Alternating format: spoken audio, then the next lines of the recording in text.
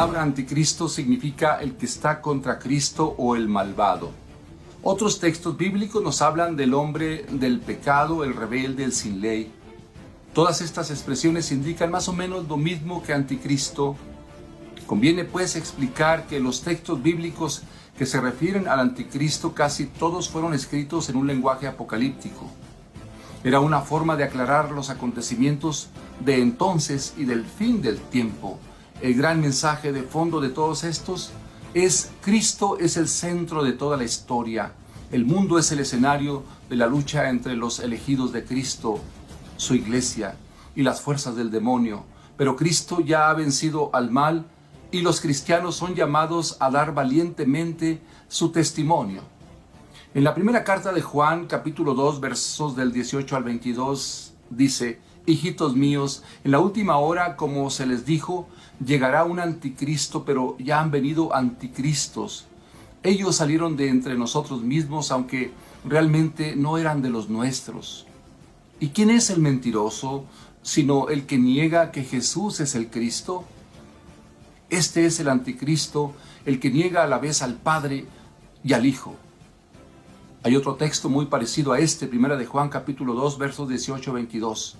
Han venido al mundo muchos seductores que no reconocen a Jesús como el Mesías venido en la carne. Esos son impostores de anticristos. Estos son los únicos textos que hablan del anticristo y de los anticristos, y nos hacen ver que los creyentes de Juan sabían que en vísperas de la venida de Cristo se presentaría un anticristo, que es el hombre que niega a Cristo. En Mateo 24:24 Jesús habla también en este sentido: se presentarán falsos cristos y falsos profetas que harán maravillas y prodigios capaces de engañar, si fuera posible, aún a los mismos elegidos de Dios. En este sentido, el apóstol Pablo habla del hombre del pecado, segunda de Tesalonicenses 2, 3 al 12. Aunque el apóstol no usa la palabra anticristo, podemos ver en esta expresión claramente esta misma realidad. Actualmente hay variadas posturas frente a estos textos bíblicos.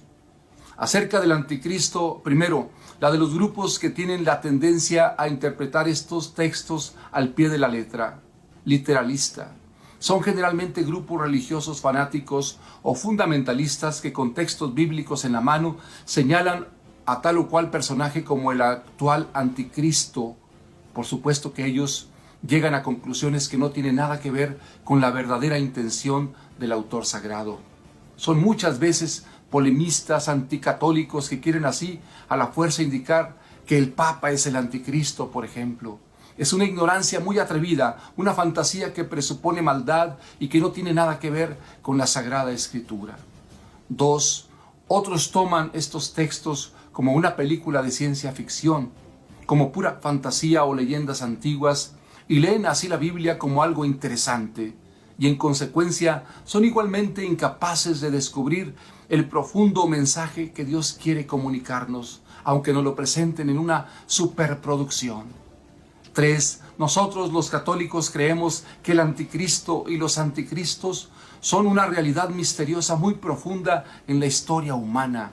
Es el poder del mal que se entremezcla como la cizaña en toda la humanidad. Es la realidad del pecado y de la maldad que se ha manifestado y sigue manifestándose en personajes históricos, en grupos de personas, en tendencias anticristianas, en sistemas políticos y económicos que quieren aplastar los grandes valores del reino de Dios: el amor entre los hombres, la justicia en el mundo, la verdadera paz, la fraternidad, la solidaridad, la vida misma. ¿Qué nos dice el Catecismo de la Iglesia? ¿Cuándo será la segunda venida de Cristo? La segunda venida de Cristo en gloria y majestad es inminente, aunque nadie sabe ni el día ni la hora.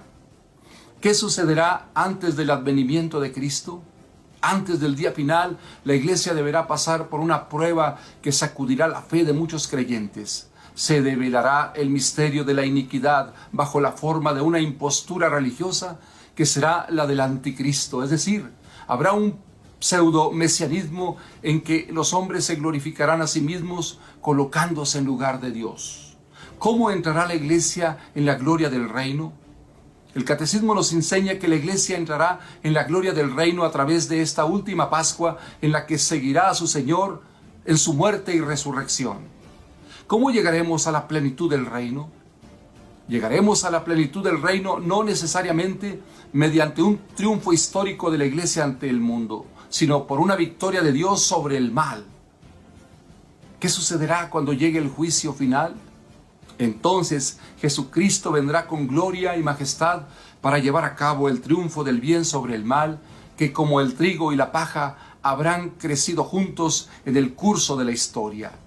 Cristo vendrá a juzgar a los vivos y a los muertos, juez universal. Los católicos creemos que al final de los tiempos Cristo vendrá para acabar con todo mal de este mundo, siendo la muerte el último mal en ser aniquilado. De acuerdo al catecismo de nuestra Iglesia Católica, el anticristo es pues la impostura religiosa suprema, un pseudo-mesianismo en que el hombre se glorifica a sí mismo colocándose en el lugar de Dios y de su Mesías venido en la carne. Así lo dice el 675 del catecismo. No hace mucho tiempo, algunos creyeron ver en el comunismo, por ejemplo, la imagen del anticristo por la fórmula de felicidad terrena que traía el hombre. Otros pensaban que podría ser una misma persona, Nerón o Diocleciano, por la fuerza con la que perseguían a los primeros cristianos allá en los primeros siglos. Persona, sistema político, cultura, demonio. Cada vez que a los hombres se les proporciona una solución, aparecen sus problemas mediante el precio de la apostasía. Esto es, de la negación de la verdad. Estamos hablando de una impostura religiosa que podemos contemplar en el contexto histórico de múltiples maneras. Quien nos ofrece esa solución aparente a nuestros problemas, negando la verdad, nos ofrece también una visión de lo que puede ser la figura del anticristo. Por ejemplo, la droga, el sexo desligado de su verdad ética y moral, los sistemas políticos que glorifican a un tipo de hombre que solo encontrará su felicidad en esta tierra, el consumismo exacerbado de alguna cultura de Occidente.